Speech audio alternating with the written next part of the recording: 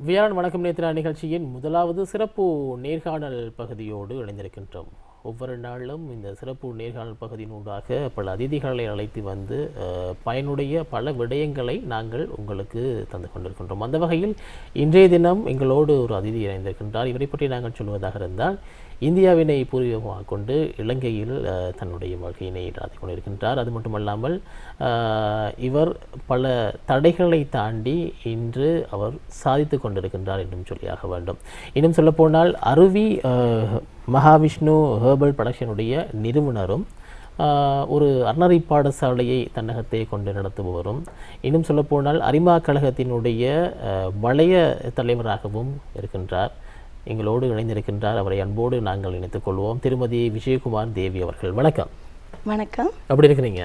ரொம்ப நல்லா இருக்கேன். நீங்கள் எப்படி இருக்கீங்க? நானும் நலமாக இருக்கிறேன்மா. நன்றி. உண்மையில் தற்காலத்தை பொறுத்த மட்டிலே ஆரம்ப காலங்களோடு ஒப்பிடுகின்ற பொழுது எங்களுடைய முன்னோர்கள், எங்களுடைய பெற்றோர்களும் நாங்கள் சேர்த்துக்கொள்ளலாம், அவர்களுடைய அந்த உணவு பழக்க வழக்க முறைகள் அதோடு ஒப்பிடுகின்ற பொழுது நாங்கள் எல்லாம் எங்களுடைய வயது இல்லை என்பது சற்று குறைந்து கொண்டு வருகின்றதுன்னு சொல்லி ஆக வேண்டும். முன்னோர்களை பார்க்கின்ற பொழுது அவர்கள் சர்வசாதாரணமாக 100 வயது என்பதனை இலகுவாக எட்டிக்கொள்வதாக இருக்கின்றது. ஆனால் இன்று நாங்கள் 60-70 வயதை கடப்பதும் கூட பல்வேறு விதமான மாத்திரைகளை உட்கொண்டு தான் எங்களுடைய அந்த அளவிற்கு எங்களுடைய அந்த உணவு பழக்க வழக்க முறைகளில் அல்லது உணவு தயாரிப்பு முறைகளில் ரசாயனம் கலந்ததாகவோ அல்லது செயற்கை முறைகளாகவோ இருக்கின்றது. இப்படி இருக்கின்ற பொழுது உங்களுடைய இந்த மூலிகை பொருட்களின் கொண்டு உணவு பதார்த்தத்திற்கு மூலப்பொருட்களை கொண்டு நீங்கள் இவ்வாறான தயாரிப்புகளை ஈடுபடுத்த வேண்டும் அல்லது தயாரிப்புகளை சந்தைக்கு வழங்க வேண்டும், மக்களிடத்திலே கொண்டு செல்ல வேண்டும் என்ற ஒரு எண்ணம் எப்போது எங்கே தோன்றியது? நன்றி. அழகான ஒரு அறிமுகம். நன்றி. இது உண்மையிலுமே நானாக வைத்து நானாக உற்பத்தி செய்த ஒரு ஆரம்ப காலம் இது கிடையாது. எங்களோட முன்னோர்கள் என்ன சாப்பிட்டாங்க, எங்களோட வீட்டில் அம்மா அப்பா என்ன சாப்பிட்டாங்க, அப்படி பரம்பரையாக நாங்கள் சாப்பிட்டு வந்த உணவை தான் மீண்டும் நான் புதுப்பிச்சிருக்கேன்னு சொல்லணும். என்னென்னா எங்களோட தாத்தா பாட்டி சாப்பிட்ற உணவு தான் இந்த கீரை வகைகள், கொள்ளுகள், எள்ளுகள் எல்லாம் அதை சார்ந்து எங்களோட அம்மா அப்பா சாப்பிட்டு வந்தாங்க. இப்போ இருக்க ஜெனரேஷன் அதை சாப்பிட மாட்டேங்கிறாங்க. காரணம் என்னென்னா வெஸ்டர்ன் முறைப்படி நாகரிகம் மாறுது, முறைகள் மாறுது, குயிக்காக சாப்பிடணும், எல்லாம் குயிக்காக போகணும், வேலை நிமித்தம், அப்படி நிறைய பிரச்சனைகள் சொல்லலாம். சில நேரம் எல்லாத்துக்கும் சாப்பிடணும்னு ஆசை இருக்கும், அதுக்கான பொருள்கள் கிடைக்கிறதும் குறைவு. அது சரியான முறையில் தயாரிக்கிற நிறுவனங்களும் எப்படி தயாரிக்கிறதுன்னு நமக்கு சொல்ல முடியாது. இப்படி இருக்கும்போது கொஞ்சம் கொஞ்சமாக நாங்கள் வீட்டில் முறைகளில் ஒரு வீட்டு இல்லத்தரசியாக, நான் ஒரு மகளாக, ஒரு மனைவியாக, 2 குழந்தைகளுக்கு தாயாக, என்னை சார்ந்திருக்கும் உற்றார் உறவினர்களை பாதுகாக்க வேண்டியது ஒரு துளியேனும் என்னோட கடமை அல்லவா? அப்போ அதனால தான் நான் உண்மையாக இப்படி ஒரு எப்பயுமே எங்களோட வீட்டை பொறுத்தவரை ஹெர்பல் சம்மந்தப்பட்ட உணவுப் பொருட்கள் தான் இருக்கும். கீரைகள், கடையிறது, மல்லி, சீரகம் பொதுவாக இருந்தாலும் கஷாயங்கள் அப்படி இப்படி எதுவுமே சேர்த்து கொண்டே போவேன். அப்போ என்னோட ஃப்ரெண்ட்ஸ், என்னோட ரிலேஷன்ஸ் எல்லாம் கேட்பாங்க, நல்லா இருக்குது. சிலவங்க சாப்பிட்றதுக்கு பயப்படுவாங்க. நான் சொன்னேன், டேஸ்ட் பண்ணி பாருங்கள், பிடிச்சிருந்தா சாப்பிடுங்க அப்படின்னு. அப்புறம் அந்த ஹெல்த்தியை நான் சும்மா நார்மலாகவே பேசும்போது யாரோடையுமே இந்த உணவுகளை பற்றி நான் நிறைய எக்ஸ்பிளைன் பண்ணுவேன். எனக்கு இதில் இன்ட்ரெஸ்ட் இருந்தது. நான் இதில் டாக்டரேட் பட்டமும் எடுத்திருக்கிறேன், இந்த ஹெர்பல் உணவுல எடுத்திருக்கிறேன். அது மட்டும் இல்லாமல் எனக்கு இதில் அதீதமான விருப்பம் கொண்டு இருந்தேன். அப்போ இதை நான் கிட்டத்தட்ட ஒரு 5 வருடத்துக்கு முன்னே அதிலே ஆரம்பித்து கொஞ்சம் கொஞ்சமாக இதை செய்யணும், எல்லாத்துக்கும் கொடுக்கணும், எல்லாம் யூஸ் ஆகணும் அப்படிங்கிறதுல என்னோட முழு விருப்பமும் இருந்தது. அதனால் இன்றைக்கி சக்ஸஸ் பண்ணி கிட்டத்தட்ட 40 ஐட்டங்களை நான் தானாக உற்பத்தி பண்ணி எண்ணெய் சார்ந்தவங்களுக்கும் கொடுக்குறதுல நான் ரொம்ப சந்தோஷமாக ப்ரௌடாக ஃபீல் பண்ணுறேன். ஏன்னா நான் மட்டும் சந்தோஷப்பட்டு ஹெல்த்தியாக இருக்கிறத விட என்னோட சார்ந்தவர்களும் என்றைக்குமே ஹெல்த்தியாக நல்லபடியாக இருக்கணுங்கிறதுக்கு நான் ஒரு துளியேனும் உதவியாக இருக்கேன். அதுக்கு எனக்கு சந்தோஷமாக இருக்குது. சரி, மனிதனுடைய வாழ்க்கையிலே ஆரோக்கியம் என்பது மிக முக்கியமான பங்கினை வகிக்கின்றது. நான் ஆரம்பத்தில் சொல்லும் பொழுது எங்களுடைய ஆயுள் காலத்தினை நீடிப்பதற்கு எங்களுடைய இந்த ஆரோக்கியம் என்பது மிக முக்கியமாக பார்க்கப்பட வேண்டிய ஒரு விடயம். துரித உணவுகளை பெற்றுக்கொண்டிருக்கின்ற இந்த காலத்திலே நாங்கள் சிறுவர்களிடம் ஆரம்பிப்போம். சிறுவர்களை பொறுத்த மட்டிலே அவர்களுக்கு இந்த துரித உணவு பழக்க வகைகளை பெற்றோர்களாகிய நாங்கள் தான் அவர்களுக்கு பழக்கி இருக்கின்றோம். அதனையும் தாண்டி அவர்கள் அவசரமாக பாடசாலை செல்லுகின்ற காலத்திலும் கூட அவர்கள் கொடுக்கக்கூடிய உணவு வகைகளாக உதாரணமாக நாங்கள் கடலை, பயறு, கவுப்பி இப்படியான பொருட்களை கொடுக்கின்ற பொழுதும் அதனை அவர்கள் ஏற்க மறுக்கின்றார்கள். காரணம், துரித உணவுகளை அதன் மீது கொண்டுள்ள நாட்டம், அது இருக்கக்கூடிய அந்த வர்ணமயமாக்கப்பட்ட தன்மை, இவ்வாறு இருக்கின்ற பொழுது உங்களுடைய இந்த இயற்கை மூலிகை கொண்டு பயன்படுத்தப்படுகின்ற இந்த உணவு பதார்த்தங்களை எவ்வாறு சிறுவர்களுக்கான முறையில் இவர்கள் தயாரிக்கின்றீர்கள்? சிறுவர்களுக்கு என்னென்ன விடயங்களில், அதாவது என்னென்ன வகையான உணவுகளை தயாரிக்கக்கூடிய வகையில் உங்களுடைய உணவு பதார்த்தம்? உண்மையாகவே இந்த உணவுப் பொருட்கள் எல்லாம் வாழ்ந்தவர்களை விட வாழப்போகிறவர்களுக்கு நம் விதை விதைக்கும் போதே நல்ல விதையாக விதைக்கணும். அந்த மரம் வளர்ந்து வந்த பிறகு மாற்றுவது கொஞ்சம் கஷ்டமான விஷயம். இருந்தாலும் சிறுவர்கள் எப்பயுமே அந்த கலர்ஃபுல் ஃபுட்டை தான் விரும்புவாங்க. நம்ம வந்து கேக் வாங்கி கொடுக்கும்போது அதில் நிறையா கெமிக்கல்ஸ் இருக்கும், கலர்ஃபுல் இருக்கும். அதே விதமான கேக்கையோ ஒரு உணவுப் பொருட்களையும் எங்களுக்கு இயற்கையான கலர் மூலயமாவும் கொடுக்கலாம். இன்றைக்கி பார்த்திங்கன்னா நிறைய கொலாஜின், நிறையா ஸ்கின்னுக்கு விட்டமின்ஸ் அப்படியெல்லாம் கூட சிறுவர்களிருந்தே கொடுக்கறதுக்கு ஆரம்பிச்சிட்டாங்க. அப்போ இது கொடுக்கும்போது கொஞ்சம் கொஞ்சமாக எஃபெக்ட் மாறி 30-40 வயது வரும்போதே அவர்களுக்கான எலும்புகள் தேய்மானம், அதை நானே பார்த்துருக்கேன், நானே அனுபவிச்சிருக்கேன், எல்லாம் பண்ணியிருக்கேன். அந்த தேய்மானங்கள் வந்து ரொம்ப சீக்கிரமாக வந்துடுது. அப்போ நாங்கள் ஆரம்பத்தில் யாருக்கு கொடுக்கணும்? இந்த குழந்தைகளுக்கு தான் கொடுக்கணும். இன்னொரு விஷயம் நான் இதை சொல்ல உங்களுக்கு ஆசைப்படுறேன். நம்ம மாதிரி நாடு வளர்ந்து வரும் நாடுகளில் நல்ல பல விடயங்களை நீங்கள் பகிர்ந்து கொண்டு இருக்கின்றீர்கள். இந்த நேரத்தில் நாங்கள் எங்களுடைய நேரத்தினை சரி பார்ப்பதற்கான தருணம். நல்ல விடயங்களை சொல்லிக் கொண்டிருக்கிறோம். நல்ல நேரங்களிலே எங்களுடைய குழந்தைகளுக்கு இவ்வாறான உணவு பழக்க வழக்கங்களை சொல்லிக் கொடுக்கின்ற பொழுது அவர்கள் இன்னும் ஆரோக்கியமானவர்களாகவும் சிறந்த முறையில் அவர்களுடைய வாழ்க்கை பயணத்தின் ஆரம்பிப்பிற்காகவும் இருக்கின்றது. சரி, நேரத்தினை சரிபார்க்கும் தருணம். நேரம் தற்போது 9:30.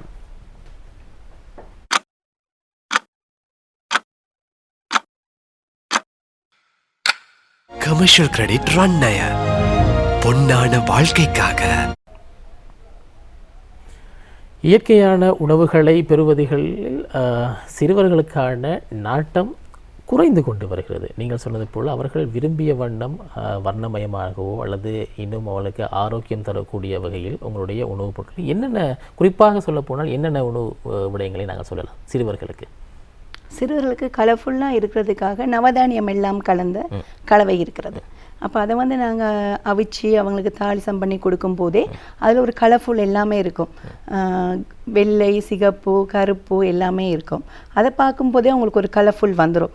நம்ம வந்து சின்னவங்களுக்கு 3 வயசு 4 வயசு பண்ணும்போதே அதை கலர்ஸை வச்சே நம்ம படித்த காலம் இருக்குது. கடலை பருப்பை வச்சு கலர் படித்த காலமும் அந்த எண்ணி படித்த காலங்களும் உண்டு. அப்படி கொடுக்கலாம்.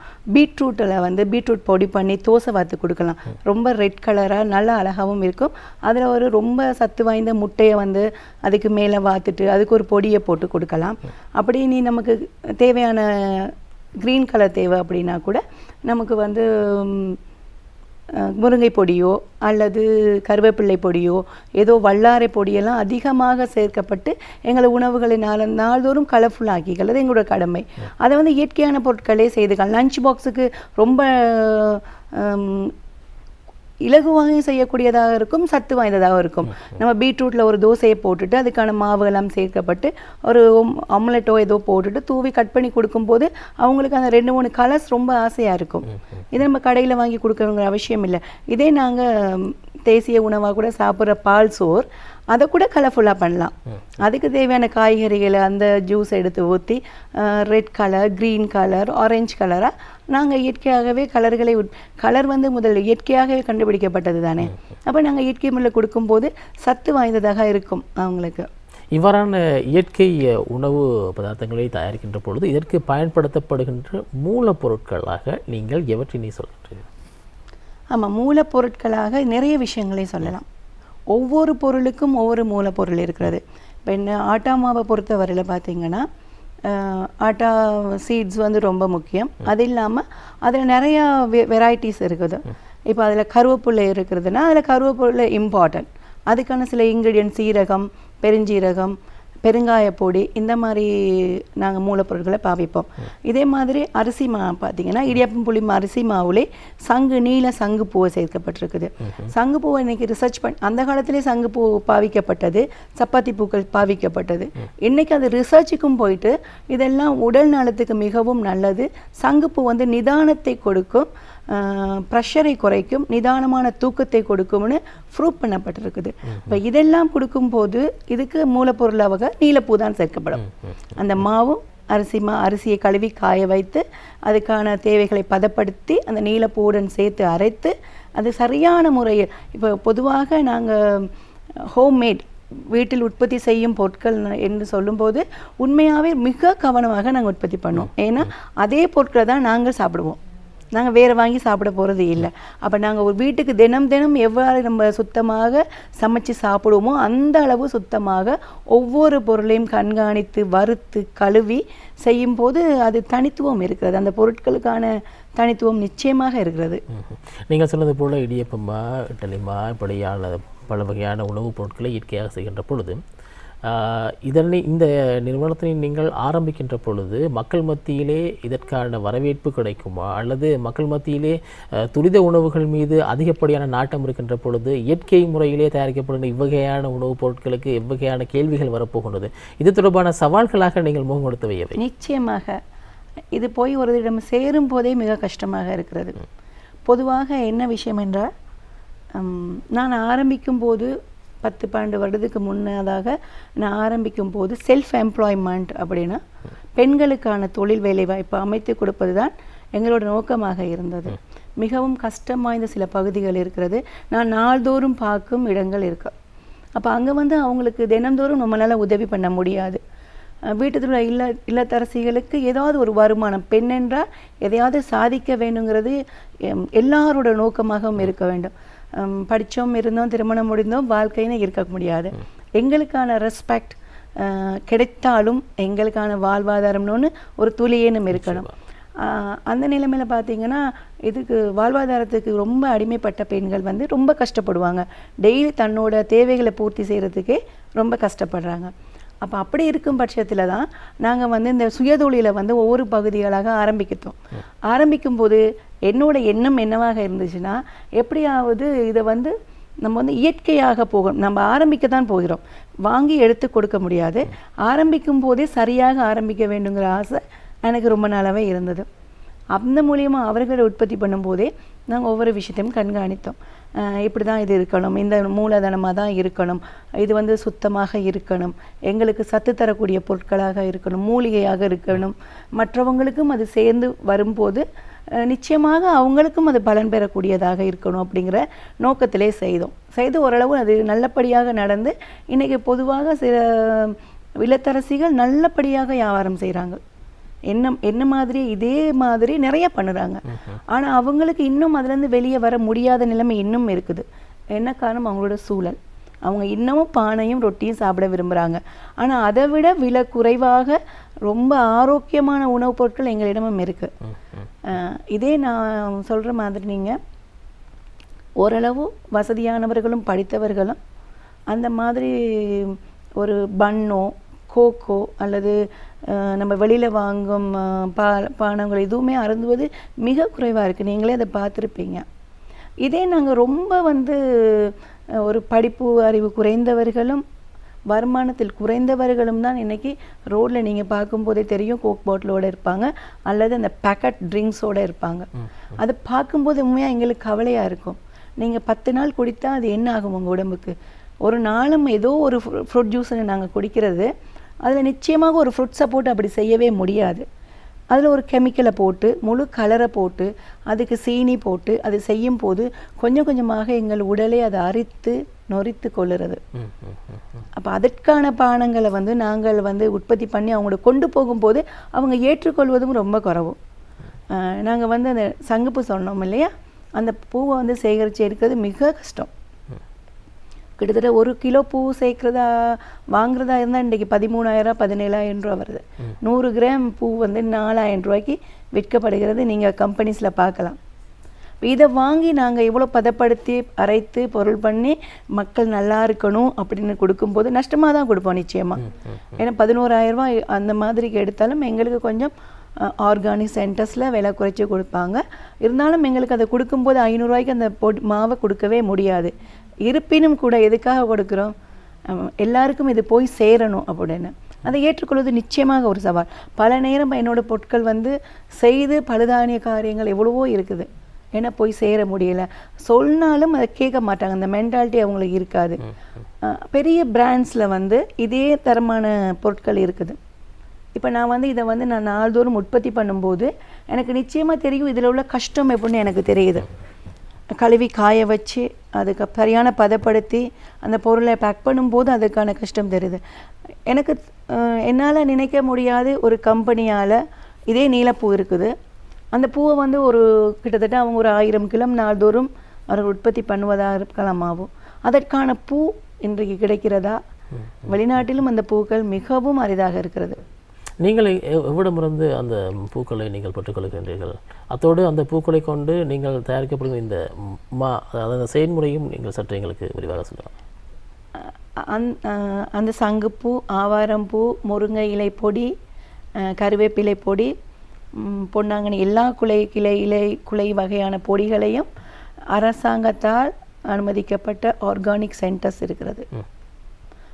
இதில் தான் நான் வாங்குறது. ஏன்னா எனக்கு வந்து இதை வந்து வெளியில் வாங்குவதை விட தூய்மையாகவும் அது கரெக்டாக அரசாங்கத்தால் அங்கீகரிக்கப்பட்ட இடத்துல எடுக்கும்போது எனக்கு மன திருப்தியாக இருக்கும். இதே வந்து நான் வெளியிலேருந்து எடுக்கும்போது சரியாக சுத்தப்படுத்தப்பட்டார்கள் மட்டும். இதை வந்து பதப்படுத்துவது மிக முக்கியம். நீங்கள் உணவுப் பொருட்களை விநியோகிக்கும் போதும் அல்லது சந்தைப்படுத்தும் போதும் எந்தவித ஒரு தயக்கமுமின்றி அச்சமுமின்றி இது இலங்கை அரசாங்கத்தினால் உத்தரவாதம் விடப்பட்டது என்ற நம்பிக்கையினூடாக உங்களுக்கு விநியோக இலகுவாக இருக்கும். ஆமாம், நிச்சயமாக. எனக்கு அந்த உணர்வு எனக்கு வரணும் என்பதுக்காகவே விலை கொஞ்சம் அதிகமாக இருந்தாலும் எங்களுக்கு வந்து எப்பயுமே ஆர்கானிக் பொருட்கள் வாங்கும்போது விலை அதிகமாக தான் இருக்கும். ஆனால் அவர்கள் தயாரிக்கும் முறை வந்து மிகவும் சுத்தமாக சரியான முறையில் பதப்படுத்தி செய்வதா அது வந்து எனக்கு வாங்குவதில் எந்த ஒரு தயக்கமும் இருப்பதில்லை. ஏன்னா நான் இவ்வளோ தூரம் இந்த பொருட்களை உற்பத்தி பண்ணுவதே மற்றவங்களுக்கு நல்லது கிடைக்க வேண்டும் என்பதுக்கு. இதுக்காக நான் ஏதோ செய்து நான் கொடுக்க வேண்டுங்கிற எண்ணம் எனக்கு துளியேனும் இல்லை. இதை விற்பது மிகவும் சவால். இதுக்கான சந்தைப்படுத்தல்கள் எவ்வாறு செய்து கொண்டிருக்கின்றீர்கள்?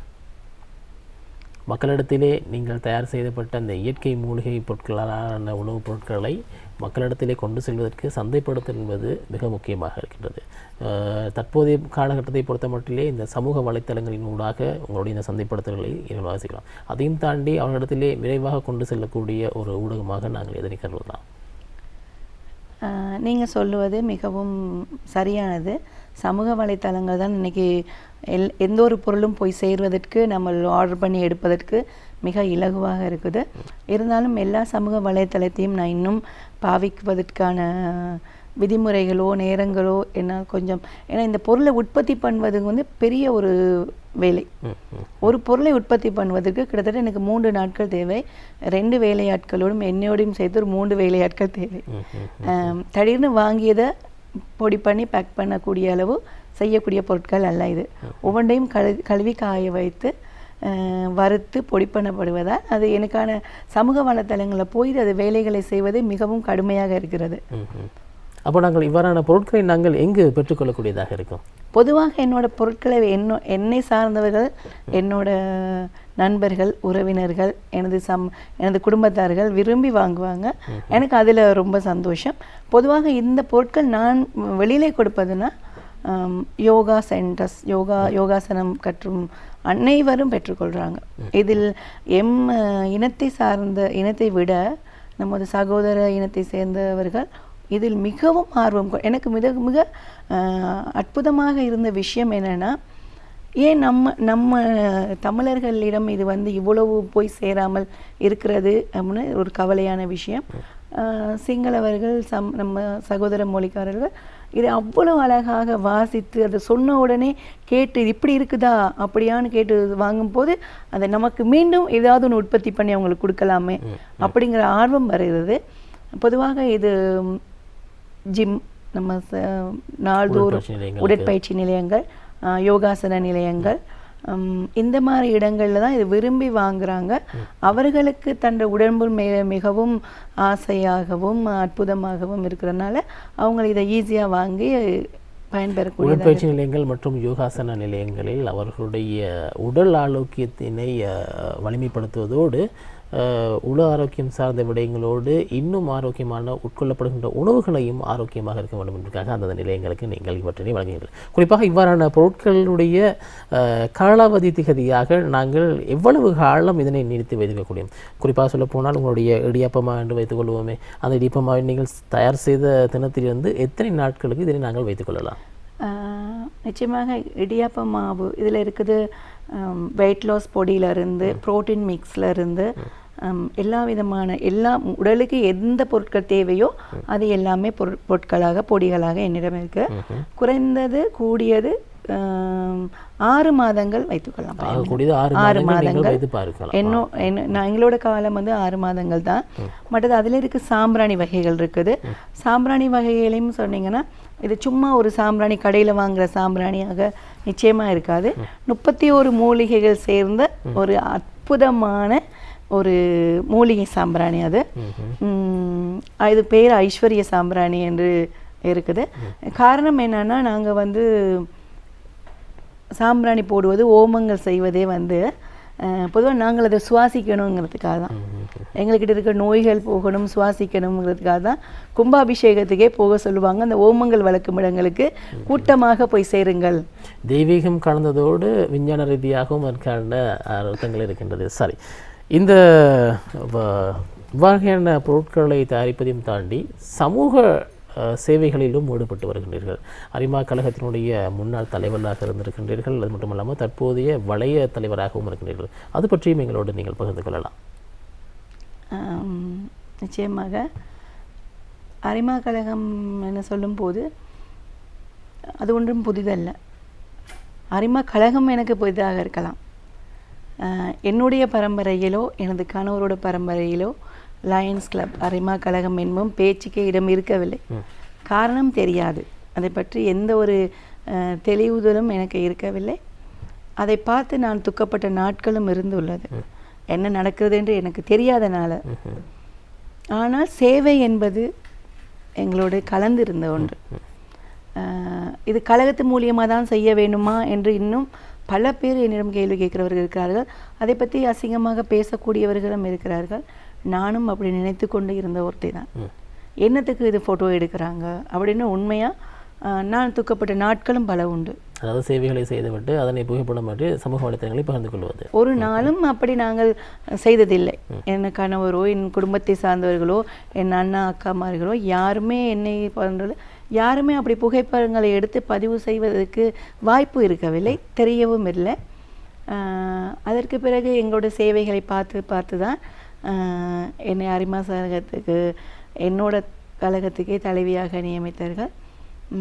பெண்கள் மட்டும் சார்ந்தது என்னோட லயன்ஸ் கிளப் ஆஃப் வத்தல ஃபீனிக்ஸ். பெண்களை மட்டும் கொண்ட 25 பெண்களை கொண்ட ஒரு அழகான ஒரு குடும்பம் தான் நான் சொல்லுவேன். மிக பிடித்த குடும்பம். அதற்குள்ளே போய் பார்த்த பிறகு அரிமா கழகம் என்றால் இதுதானா, இப்படியும் ஒரு வாழ்க்கை இருக்கா என்பதை நான் தெரிந்து கொண்ட காலம். ஒரு வருடத்திலே நான் பிரசிடெண்ட்டாகவும் இருந்து இப்போது ஜான் சேர்மனாகவும் இருக்கிறதுக்கு காரணம் வந்து அதில் நான் புரிந்து கொண்டு நான் ஆற்றிய சேவை புதிதல்ல என்று சொன்னேன் தானே. அப்போ சேவை செய்யணுங்கிற மனம் இருந்தது. அது போய் சேரலை எங்கேயுமே. இப்போ வந்து அரிமா கழகத்தின் மூலம் நீங்களும் அரிமா கழகத்தின் ஒரு இதில் இருக்கிறீங்க. அது இன்டர்நேஷ்னல் மீடியம் போயிட்டு அது நிறைய விஷயங்கள் நடக்கும் இல்லையா. அப்போ அப்படி இருக்கும்போது இன்றைக்கி நான் அரிமா கழகத்தில் இருக்கிறது ரொம்ப சந்தோஷப்படுறேன். என்ன தேவைங்கிறத தெரிஞ்சுக்கிட்டு செய்கிறோம். அப்போது செய்யும்போது எல்லாமே தேவைன்னு நினச்சோம். இப்போ வந்து புதிதாக நாங்கள் மவுத் கேன்சரை பற்றி செய்து கொண்டு வருகிறோம். பெண்களுக்காக வரும் மார்பக புற்றுநோய், மாணவர்களுக்காக வரும் அதீதமாக மாணவர்களுக்கு இப்போது புற்றுநோய் வருகிறது, சிறுவர்களுக்கான புற்றுநோய். இதுக்கான விழிப்புணர்வும் இதுக்கான செக்கப்பும் இதுக்கான எப்படி அதிலிருந்து மீண்டு வருவதற்கான விளக்கங்களையும் இந்த ஆண்டு முழுவதுமே நாங்கள் செய்வதாக திட்டமிட்டு இருக்கிறோம். வத்தளையில் வருகிற 26ஆம் தேதி, கிட்டத்தட்ட அது இன்னும் கன்ஃபர்மேஷன் டேட்டில் கிடைக்கல, வருகிற மாதம் 26ஆம் தேதி பெரிய அளவில் புற்றுநோய்க்கான எதிர்ப்பு போராட்டம் ஒன்று நடைபவனியாக மிக அமைதியாக அனைத்து வத்தலை சார்ந்த மக்களும் சேர்ந்து முழு கம்பஹா டிஸ்ட்ரிக்ட் சேர்ந்தவர்களும் வைத்தியர்கள் மூலம் அதற்கான ஆலோசனைகள், அது மட்டும் இல்லாமல் மாரகம புற்றுநோய் அமைப்பு மூலியம் கம்பஹா புற்றுநோய் அமைப்பு எல்லாம் சேர்ந்து ஒரு அழகான அற்புதமான ஒரு நடைபவனியை செய்வதற்கு திட்டமிட்டு இருக்கிறோம். அதை நடத்துவது என்னோட காரியம் மட்டுமல்ல, நம் மக்கள் அனைவரும் சேர்ந்து ஏன் இந்த புற்றுநோய் வருகிறது என்பது இன்னும் நமக்கு தெளிவு வரல. அதுக்கான தெளிவு வழங்கப்படும், அதுக்கான செக்கப் வழங்கப்படும், எல்லாம் ஒன்று சேரணுங்கிறது என்னோட இந்த நேரத்தில் ஒரு ஆசையான வேண்டுகோள். நிச்சயமாக. மற்றொரு விடயமும் நீங்கள் செய்து கொண்டிருக்கின்ற எங்களுடைய பிரதேசத்தில் உள்ள மாணவர்களுக்கான அறநெறி பாடசாலை ஒன்றினையும் நீங்கள் நடத்தி வருகின்றீர்கள். இது தொடர்பாகவும் பல விடயங்களை எங்களோடு நீங்கள் பகிர்ந்து கொள்ளலாம். அறநெறி பாடசாலையை பொறுத்தவரையில் அறநெறி பாடசாலை ஆரம்பிக்குங்கிற எண்ணம் எனக்கு இருக்கவே இல்லை. ஆரம்பிக்கிறதுக்கு நிறைய விண்ணப்பங்கள் வந்தது, ஆரம்பிக்கலாம், தலைமைத்துவம் செய்யலாம் அப்படின்னு. எனக்கு தெரியாத சில விஷயங்களை எனக்கு செய்கிறதுக்கு வாய்ப்புகள் குறைவு இருந்தபோதும் சில கட்டாயங்கள். ஒரு மனிதனுக்கு மிக முக்கியம் சமயம், கலாச்சாரம். இது முக்கியம், கலாச்சாரம் முக்கியம். அது எந்த சமயத்தவராக இருந்தாலும் இருக்கட்டும், அவரவர்களுக்கு அவரது கலாச்சாரம் இருக்குது. அதுக்கு நாங்கள் கொடுக்க வேண்டியது நல்ல ஒரு படிப்பு அறிவு, சமயம் சார்ந்த விஷயங்களை. கிட்டத்தட்ட என்னுடைய 250 மாணவ செல்வங்கள் இருந்தாங்க. இப்போது மிக குறைந்து ஒரு 45-50 மாணவ செல்வங்கள் இருக்கிறாங்க. மிகவும் அற்புதமாக போய்கொண்டிருக்குது. சரி, உங்களுடைய சேவைகள் அனைத்தும் வெற்றிகரமாக முன்னெடுக்கப்பட வேண்டும், அதற்கு எல்லாம் வல்ல இறைவனும் உங்களுக்கு துணை புரிய வேண்டும் என்ற வாழ்த்துக்களையும் பிரார்த்தனைகளையும் நாங்கள் செய்து கொள்கின்றோம்.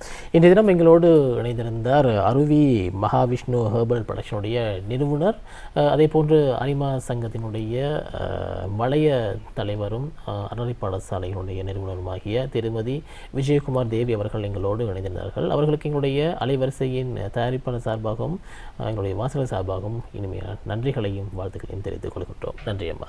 நன்றி. சரி ரசிகர்களே, வியாழன் வணக்கம் நேத்ரா நிகழ்ச்சியின் முதலாவது சிறப்பு நேர்காணல் பகுதி இனிதே நிறைவு பெற்றிருக்கின்றது. சிறியதொரு வர்த்தக விளம்பர இடைவெளியை தொடர்ந்து நாங்கள் இரண்டாவது சிறப்பு நேர்காணல் பகுதியோடு இணைந்து கொள்வோம்.